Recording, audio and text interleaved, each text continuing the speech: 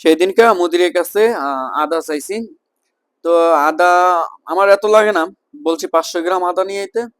মুদিরে আনছে 3 কিলো আদা, 3-4 কিলো আদা একবারে নিয়ে এসে 1 কার্টন।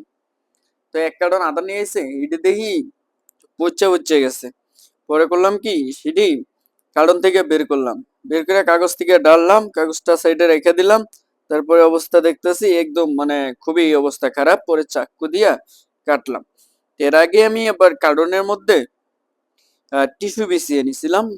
টিস্যু বিছিয়ে রেখেছি যাতে আদাটা ঘামলে টিস্যুতে আপনার পানিটা শোষণ করে, তাইলে আদাটা ভালো থাকবে, একটু শুকনা শুকনা ফ্রিজের মধ্যে রাখতে হবো। তো আমি দেখতে পারতেছেন আমি আদাগুলা সুন্দর করে কাটতেছি, কাইটা কেটে পচাগুলা ফালিয়ে দিতেছি, সুন্দর করে বাছতেছি। বেছে বেছে সুন্দর করে কার্টনের মধ্যে গোছ করে রাখতেছি। তো আদা এখন আবার একটু বেশি চলে, এখন হলো ঠান্ডার সিজন। তো ঠান্ডার সিজনে আপনার একটা চা আছে স্ক্যান্ডানা বিয়া, সেটা হলো 8 রিয়াল একটা চাই। সেটা হলো পুদিনা পাতা দিয়ে বানাই, পুদিনা পাতা দেই, তারপরে আপনার অর্ধেক লেবু কাইটা দেই, তারপরে এই আদা দেই, তারপর একটা ফ্লেভার আছে, ওইটা হলো প্যাশন ফ্রুট।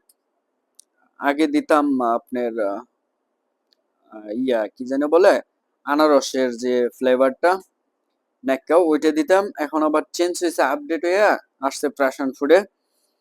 তো যাই হোক, দেখেন অনেক পয়সা, অনেকগুলো পয়সা পয়সা গেছে, ই করে গেছে। পরে আমি সুন্দর করে কাইটা কুইটা বাসাই টাসাই কইরা সুন্দর কইরা কার্টনের মধ্যে রাখতেছি।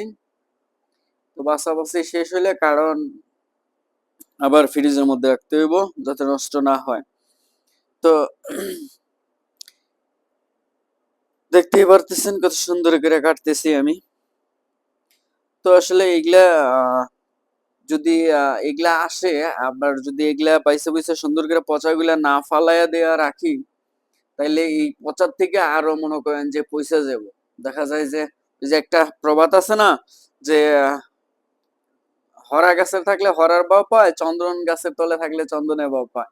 তো ঘটনার বিষয়টা হচ্ছে এরকম, যে পচাটা না ফালিয়ে দিলে দেখা যায় যে ওইখান থেকে আরো পচা যায়। তো এই কারণে মূলত আমার আদাগুলা সুন্দর করে কাইটে কুইটে বাছাই করে সুন্দর করে রাখতে হইতেছে, মানে সংরক্ষণ করতে হইতেছে যাতে নষ্ট না হয়, মালগুলা ভালো থাকে আদাগুলা। এই কারণে মানে আমি সুন্দর করে বাইসা বাইসা রাখতেছি, বুঝতেই পারতেছেন আপনারা, বোঝেনি তো। তো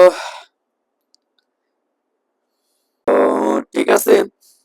তো আমারও প্রায় বাসা শেষ, বাসা শেষের দিকে আমি সুন্দর করে যে শেষ হয়ে গেছে। আর ছোট ছোট কয়টা আছে আমি এখানে সিলিয়া পরিষ্কার করে রাখবো চা বানানোর জন্য, ফ্রিজের এক সাইডে রেখে দিব। তো আমার তো শেষ, কাড়াকুড়া শেষ হয়ে গেছে, অল্প একটু আছে, এই যে এদিকে রেখে দিলাম। এখন এগুলো গুছিয়ে গেছে, এখন এটা কারণ দা ফুল করে ফ্রিজে রাখতে হইব আর কি।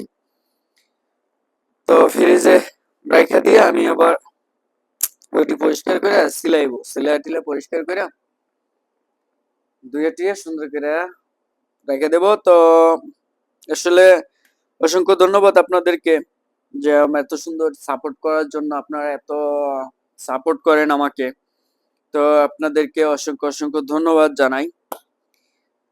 থ্যাংক ইউ সো মাচ এতক্ষণ ভিডিওটি দেখার জন্য। তো আমরা যারা আসলে ফেসবুকে আইসা সাপোর্ট চাই, সাপোর্টটা না চাই, ঠিক আছে? কারণ এটা গাইডলাইনের বাইরে, ফেসবুকের গাইডলাইনের বাইরে আমরা কেউ কখনো কমেন্ট করব না কারো ভিডিওতে গিয়া যে ভাই সাপোর্ট করবেন, পাশে থাকবেন, support to support, follow back to follow back, এসব আসলে বলতে হয় না। তো যাই হোক, যেটা ছিল সেটা আমার কাজ শেষ। এখন আমি সবগুলা গুছে গেছে কাগজে নিয়ে ড্রামে ফালাইয়া দেবো। ফালাইয়া দেয়া একটু হাতটা ধুইয়া পরিষ্কার হইয়া তারপরে ওকে বাই। এতক্ষণ ভিডিওটি দেখার জন্য থ্যাংক ইউ সো মাচ।